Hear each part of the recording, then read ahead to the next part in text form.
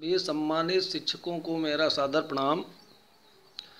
आप सब लोगों से मैं एक प्रश्न पूछना चाहता हूं कि ये जो एडेड विद्यालय के शिक्षक नेता हैं, ये आज़ादी से आज तक वित्त विहीन विद्यालयों के लिए, उसमें पढ़ाने वाले शिक्षकों के लिए और शिक्षा के लिए इन लोगों ने क्या क्या किया है, ये हम आप सब लोग जानते हैं।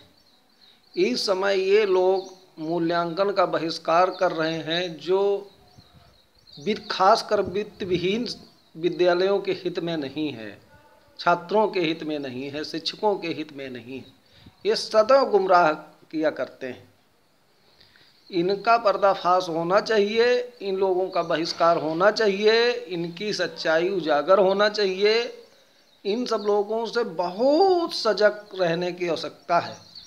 ये लोग अपने हित में आप सब लोगों की सदैव कुर्बानी देते चले आए हैं और आज भी ऐसा ही ये पूरा प्लानिंग के साथ कर रहे हैं।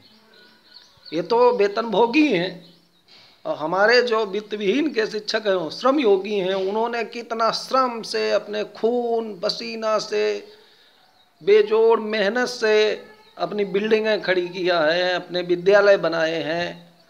और ये लोग आए दिन कोई ना कोई ड्रामाबाजी किया करते हैं, नेतागिरी किया करते हैं। इनके नेतागिरी करने से आप सब लोगों को बहुत ही घाटा होता है। आप सब लोगों को ये कभी आवाज़ नहीं उठाते हैं। जब 3500 मान्यताएं ऑनलाइन के नाम पे कैंसिल की गई तो इन सब लोगों ने कहीं आवाज़ नहीं उठाया। जब यूपी बोर्ड की विगत वर्ष फीस शुल्क में वृद्धि की गई, इन सब लोगों ने कोई आवाज़ नहीं उठाया। जब 10 लाख परीक्षार्थियों के रोल नंबर कैंसिल किए गए परीक्षा वर्ष 2018 में, इन सब लोगों ने कोई आवाज़ नहीं उठाया। जब कभी भी ये वित्त विहीन शिक्षकों को ग्रांट इन एड लेने के लिए, कभी सहायता देने के लिए कभी भी आवाज़ नहीं उठाया। आज चुनाव है, यहाँ तक ये हम सब लोगों को सदैव अपमानित किया है, वोट बनने नहीं दिया है।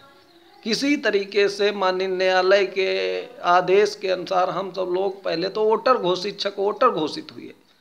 आज ये सब लोग सिर्फ गुमराह करने के अलावा इनके सबके पास कोई काम नहीं है। ये सदैव अहित ही करेंगे, इसलिए इनसे बहुत ही सतर्क रहने की ज़रूरत है। और ये मान लीजिए, जिस तरीके से एक प्रकार से ये जितना भी आपका हित कर सकते हैं, घाटा कर सकते हैं, हर समय किया है और करते रहेंगे।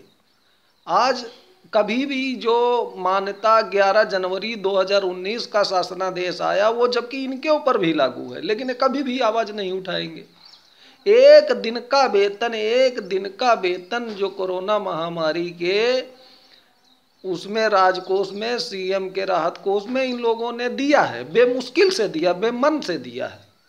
और बहुत उससे कहते मैं तो एक दिन का वेतन दे दिया है।